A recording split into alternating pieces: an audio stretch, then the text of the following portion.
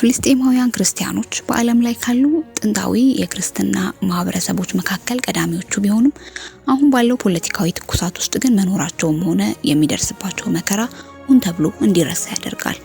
ብዙውን ጊዜ የምዕራባውያን አረብ ሚዲያዎች ግጭቱን በአይሁድና ሙስሊም መካከል ብቻ አድርገው ማቅረብ ይመርጣሉ።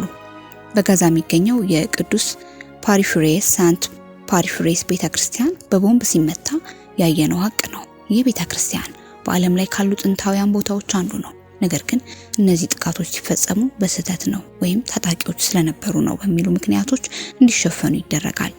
ታምናላችሁ? ፍልስጤማውያን አይሁዶች ሰፊ ጎሳ ነበሩ፣ አሁንም አሉ። ኦልድ ይሹፍ ተብለው ይጠሩ ነበር። ራሳቸው የፍልስጤም አይሁድ፣ የሀገሬው ልጆች አይሁድ ብለው ይጠሩ ነበር። ሆኖም ከ1948 በኋላ ፍልስጤማዊ የሚለው ስም ለሙስሊምና ለክርስቲያን አረቦች ብቻ፣ እስራኤላዊ የሚለው ደግሞ ለአይሁዶች ብቻ እንዲሰጥ ተደርጎ ተከፈለ።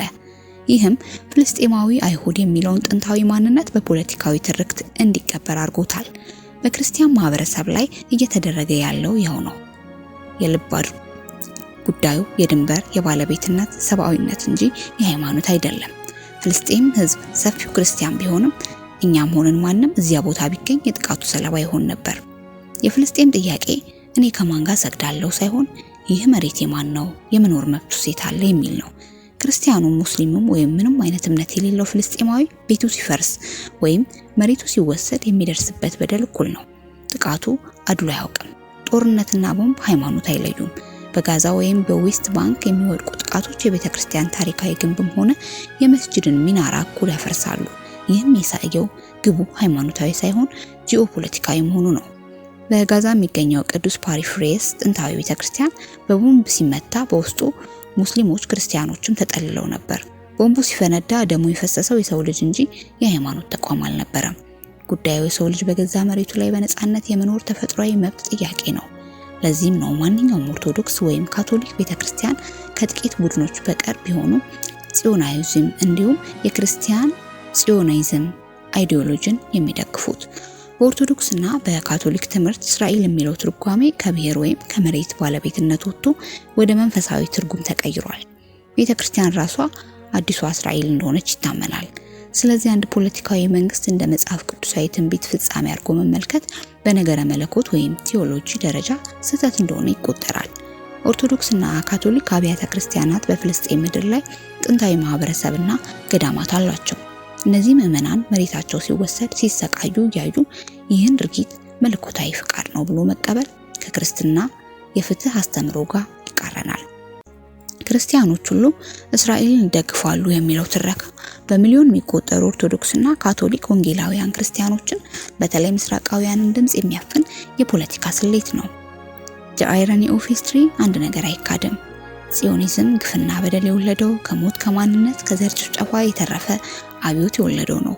ችግሩ ተስፋፊ መሆኑና ትላንት ለአብዮቱ መነሻ የሆነው ዘግናኝ ታሪክ መደገሙ ነው። ጽዮኒዝም እንደ ፖለቲካዊ ንቅናቄ የጎለበተው በአውሮፓ በነበረው የጸረ አይሁድ አንቲሴሚቲዝም ስሜትና በተለይም በሁለተኛው የዓለም ጦርነት ወቅት በደረሰው የሆሎኮስት የዘር ጭፍጨፋ ምክንያት ነው። አይሁዶች የራሳቸውን መሬት መከላከያ ከሌለም መጥፋታችን ነው የሚል የህልውና ስጋት ነበራቸው። በስነ ልቦናም ሆነ በታሪክ እንደሚታየው ግፍ የደረሰባቸው አካላት ስልጣን ሲይዙ ያንኑ ግፍ በሌሎች ላይ የመድገም ዝንባሌ ያሳያሉ።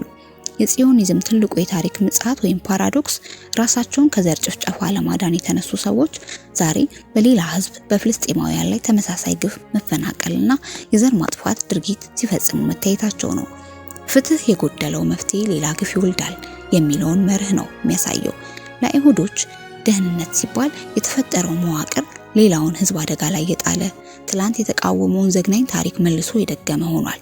ይህ የታሪክ መዛባት አይረኒ ነው ዛሬ ያለው ሰብአዊ ቀውስ ትልቁ ምክንያት። ሁልጊዜ እንደ ግለሰብም ሆነ እንደ ማህበረሰብ የአይሁድን ህዝብ በማንነታቸው እንድንጠላ የሚቀርብልን ትርክት አለ። እሱም ክርስቶስን ገድለዋል፣ ይንቁት ነበር፣ ክርስቲያኑንም ይጠየፋሉ የሚል ነው። ይህ ሁሉ ለኛ ምስጢር ሆኖ ለነሱ ብቻ የተገለጠላቸው ይመስላል። እውነታው ግን ክርስቶስ አይሁዳዊ መሆኑ ያስተማረውም በአይሁድ ህግና ስርዓት መሆኑ ነው። በወቅቱ በሐሰት መስክረው አሳልፈው የሰጡት ጥቂት ያላመኑት የቀኑበት አይሁዳውያን ቢሆኑም የሰቀሉት ግን ሮማውያን ናቸው። ስቅለት የሮማውያን የቅጣት አይነት እንጂ የአይሁድ አልነበረም። የሮማውያን ግዛት የፖለቲካ ስልጣን ለማስጠበቅ ክርስቶስን የሰቀለው አሳልፈው የሰጡት ያዋረዱት የትንቢት መፈጸሚያ መሆናቸውን ያውቁምና ይቅር በላቸው ብሎ ይቅርታ አድርጎላቸው ከማንም በፊት ያመኑት ክርስትናን በስም የሰበኩት ያጠመቁት የተቀበሉት አይሁዶች መሆናቸው እንዲሁም ጥንታዊ አይሁድ ክርስቲያኖች ዛሬም ድረስ መኖራቸው በዚህ ትርክት ውስጥ ይረሳል። ያ ብቻ ሳይሆን በክርስትና ሃይማኖት እማኞች ዘንድ ይህ ማህበረሰብ ሲሰደብ የግፍ ዘር ማጥፋት ወንጀል ሲፈጸምበት እንደነበር ይረሳል። ናዚ ከነበሩት ተልካሻ ምክንያቶች አንዱ ሃይማኖታዊ ነበር። የአውሮፓ ሕዝብ በየሃይማኖታዊ ክብረ በዓላት ወቅት እየጠበቀ ግፍ ይፈጸምባቸው ነበር። በዚህ እምነት ተከታይ ማህበረሰብ ላይ ካደረሱት ግፍ አንጻር መጥላት ወይም በንቀት ምራቅ መጥፋት እነሱ የሚያደርጉትን ትንሽ ነገር ነው። በታሪክ ክርስቲያን ስለሆኑ ብቻ በጅምላ የገደሉ አይሁዶች የሉም። ይህም ምራቅ መጥፋት ንቀት ያሳያል የሚባሉም ጥቂት አክራሪ ቡድኖች ናቸው። በመካከለኛው ዘመን የአውሮፓ ክርስቲያኖች በየፋሲካው አይሁዶች የክርስቲያን ህፃናት ደም ለቂጣ ማዘጋጀት ይጠቀማሉ የሚል የሐሰት ወሬ በማሰራጨት በሺዎች የሚቆጠሩ አይሁዶችን ይገድሉ ነበር። በሃይማኖት ስም የተፈጸመባቸው ግፍ እጅግ ዘግናኝ ነበር። ዛሬ በኢየሩሳሌም ጎዳናዎች ላይ ክርስቲያን መነኮሳትን የሚሳደቡት ወይም ምራቅ የሚተፉት ሃርዲ የሚባሉ እጅግ አክራሪ የሆኑ ጥቂት ቡድኖች ናቸው። ይህ ተግባር በእስራኤል መንግስትም ሆነ በብዙሃን አይሁድ ዘንድ የሚወገዝ እንጂ መላውን የአይሁድ ህዝብ አይወክልም። በክርስትና አስተምሮ ክርስቶስ በመስቀል ላይ ሆኖ የለመነው ይቅርታ ለሁሉም ነው። ይህን መርህ ጥለው አይሁድን መጥላት ጽድቅ ነው ብለው የሚያምኑ ወገኖች የክርስቶስን የፍቅርና የይቅርታ ትምህርት የረሱ ናቸው። መጽሐፍ ቅዱስን ስንመለከት ብሉይ ኪዳን ወይም ኦሪት ለሐዲስ ኪዳን መሰረት ነው። ክርስቶስ ራሱ ሕግንና ነቢያትን ለመፈጸም እንጂ ለመሻር አልመጣሁም ማቴዎስ 5:17 በማለት የኦሪትን አስፈላጊነት አረጋግጧል። ክርስትና የኦሪትን ስነ ምግባር የፈጣሪን አንድነትና የነቢያትን ትንቢት ወርሷል። የመጀመሪያዎቹ ክርስቲያኖች በሙሉ አይሁዶች ነበሩ። ሐዋርያትም ትምህርታቸውን የጀመሩት በኦሪት ትምህርት ላይ ተመስርተው ነው። ስለዚህ ክርስትና ከአይሁድ እምነት ተነጥሎ ለማየት መሞከር ዛፍን ከስሩ ነቅሎ እንደመጣል ይቆጠራል። የፖለቲካ ስርዓትና ህዝብን ለይቶ ማየት ለፍትህ ለሚታገል ሰው የመጀመሪያውና ትልቁ ፈተና ነው። የጽዮኒዝም ርዕዮተ ዓለም ወይም አይዲዮሎጂና የእስራኤል መንግስት የሚከተሉት ፖሊሲ ተቃውሞ ሊቀርብባቸው የሚገቡ ፖለቲካዊ ድርጊቶች ናቸው። ህዝብ ግን በተፈጥሮ የሚጠላ ማንነት የለውም። ጽዮኒዝም ስርዓቱ ገዳይ ፖለቲካ አብዮት ነው። አዎ ግፍና የዘር ማጥፋት ወንጀል እየፈጸመ ነው። ይህ ማለት ማንኛውም ሰብአዊ የሚሰማው ሰው የሚቃወመው የሚጠላው ይህን ስርዓት እንጂ ሰፊውን የአይሁድ ህዝብ አይደለም። በአውሮፓና በአሜሪካ ይህን ግፍ ተቃውሞ የወጣው ሰፊ ህዝብ የሚፈጽመው በደል ነገ በማንኛውም ሌላ ህዝብ አይሁድን ጨምሮ ላይ ቢፈጸም ህሊና ያለው ህዝብ ዝም አይልም። በአሁኑ ሰዓት በአሜሪካና በአውሮፓ ካሉት ተቃዋሚዎች መካከል እጅግ ከፍተኛ ድምጽ ያላቸው ጁዊሽ ቮይስ ኦፍ ፒስ የአይሁድ ድምጽ ለሰላም የመሰሉ አይሁድ ድርጅቶች ናቸው። እነዚህ ወገኖች ግፉን የሚቃወሙት የአይሁድ እምነት ታሪክ ስለሚያምኑ በእስራኤል ውስጥ በዓለም ዙሪያ በሚሊዮን የሚቆጠሩ አይሁዶች በእኛ ስም አይደለም not in our name በማለት ፍልስጤማውያን ጭቆና እየተቃወሙ ይገኛሉ። እነዚህ ሰዎች ጨምሮ ይሁደሙ ማለት ፍትህን መቃረን ነው። የሰብአዊ መብት ተሟጋች የሚመነጨው ለሰው ልጅ ካለ ክብር ነው። ለአንድ ወገን እያለቀሱ ለሌላው ሞት መመኘት ሰብአዊነት ሳይሆን ጎሰኝነት ወይም ፖለቲካዊ ወገንተኝነት ውጤት ነው። ሞት ለማንም አይገባውም። ጽዮኒዝም ዛሬ ለሚፈጸመው ግፍ አንዱ ምክንያት ዓለም ሁሉ ይጠላናል፣ ሊያጠፋን ይፈልጋል የሚለው ፍርሃት ነው። እኛ ደግሞ ህዝብን በጅምላ ስንጠላ ያንን ፍርሃታቸውንና ትርክታቸውን እናጠናክርላቸዋለን እንጂ መፍትሄ አናመጣም። በህፃናት በንጹሃን ሞት እየተሳለቁ ስለ ሰብአዊ መብት ማውራት ትልቅ ግብዝነት ነው። እውነተኛ ፍትህ የሚመጣው ለፍልስጤማውያንም ሆነ ለአይሁድ ንጹህ እኩል የደህንነትና የመኖር መብት ሲረጋገጥ ብቻ ነው።